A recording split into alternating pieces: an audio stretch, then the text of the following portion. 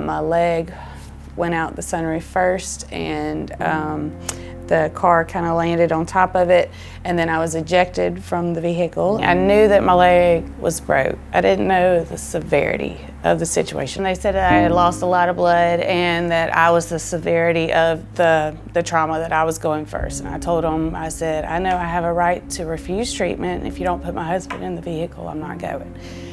When they got him there, they did a CT scan. He had 45 minutes to live.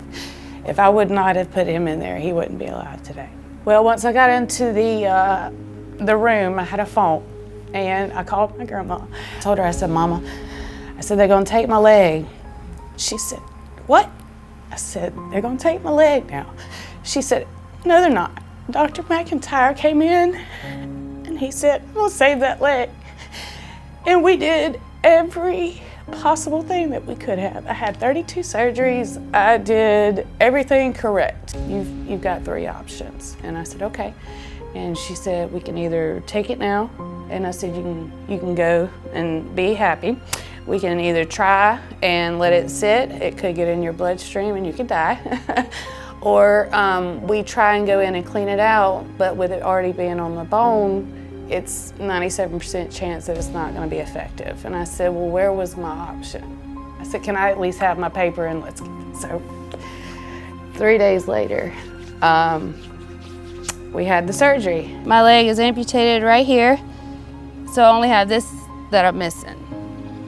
Everything else is workable.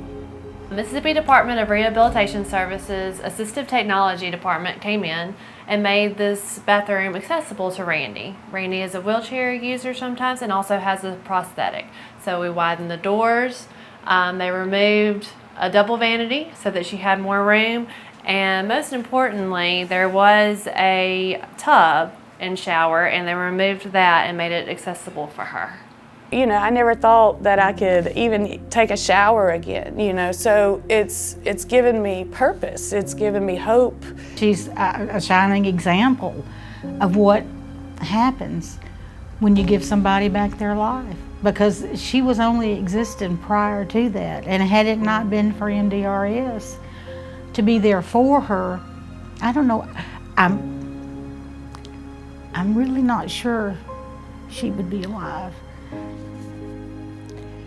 My accident wasn't an accident. It was a blessing in disguise. It gave me time to sit down and realize the important things in life. With this help, because like I said, I had positive perspective on life, but I didn't have the means to do so. And here we are. The possibilities are endless.